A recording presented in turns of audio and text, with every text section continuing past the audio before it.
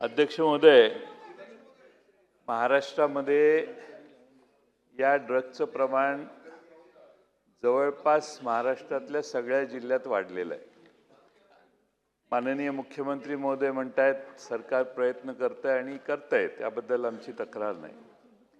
पण अनेक ठिकाणी पोलीस अधिकारी रेड करतात, जे सापडतात 8-9, माझ्या आष्ट्यात 8 जणांची अटक झाली आणि शेवटी दोघांच्याच नावाने गुन्हा नोंदवला, 6 जण सोडली। डीएसपीना माहीत नसेल, हे खालच्या खालीच उद्योग चालतात। त्यामुळे पोलिसांनी एकदा अरेस्ट केला आणि त्यातला जो मेन कल्प्रिट आहे, जो त्या भागात ऑपरेट करतो, त्याचं नाव बाजूला काढलं। असे उद्योग महाराष्ट्रात सर्व ठिकाणी चालतात।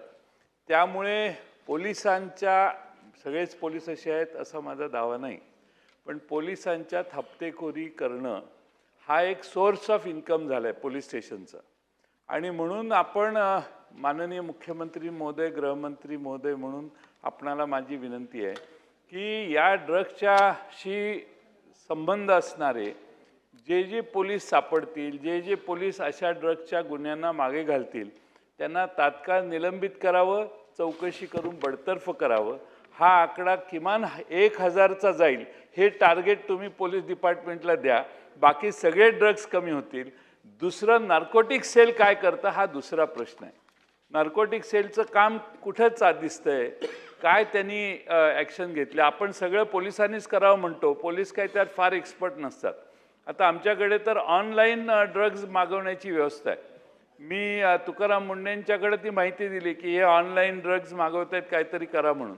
ऑनलाईन ड्रग्ज देशात उपलब्ध व्हायला लागले आहेत आणि मुलं मागवतात। आता आपण जर त्यात मागवायला कुणाला अनोळखी माणूस गेला तर त्याला तो ड्रग येत नाही, पण त्यांच्या लिंकमधल्या माणसानं जर ते पाठवलं तर ते बरोबर सिरिंजेस येतात, सगळं साहित्य येतं आणि अनेक ठिकाणी इंजेक्शन घेऊन मुलं ड्रगच्या सेवन करण्याची व्यवस्था होते।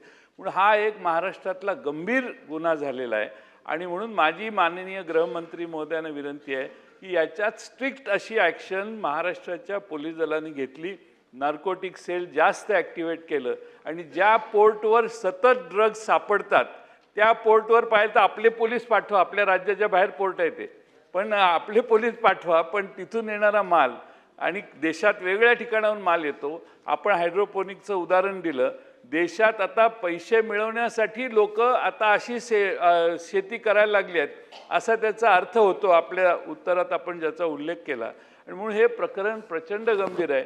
बाकीचे सगळे गुन्हे एखाद्या वेळी दुर्लक्षित करायला हरकत नाही, पण तरुणांना अंमलाच्या खाली आणणारा हा तरुणाई सगळी या विळख्यात अडकलेली आहे।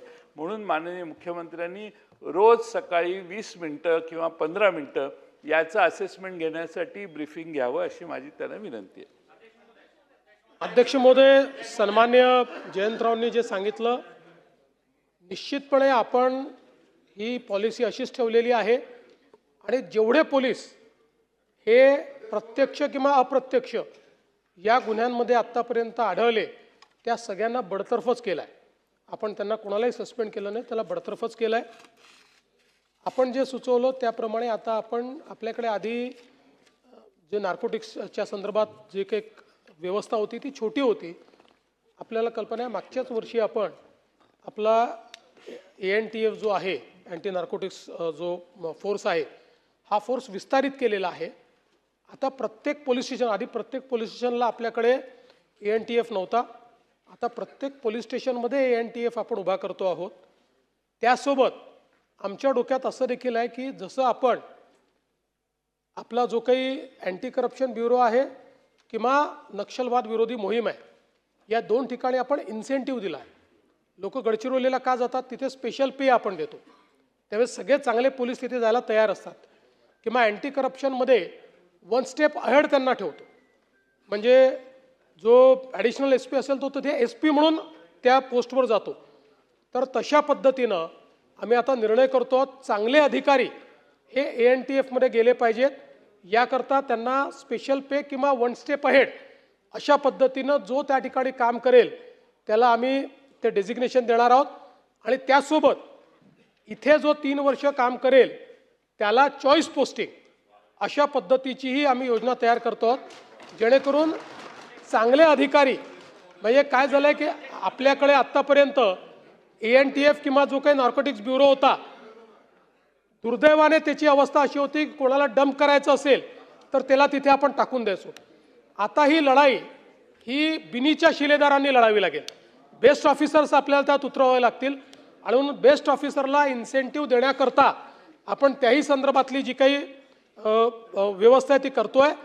आपण जे सांगितलं त्याची मी नोंद नक्की घेतो. मी रोज ब्रीफिंग घेतोच, पण 20 मिनिटं स्पेशली मी नार्कोटिक्सच्या संदर्भातलं ब्रीफिंग रोज घेतो.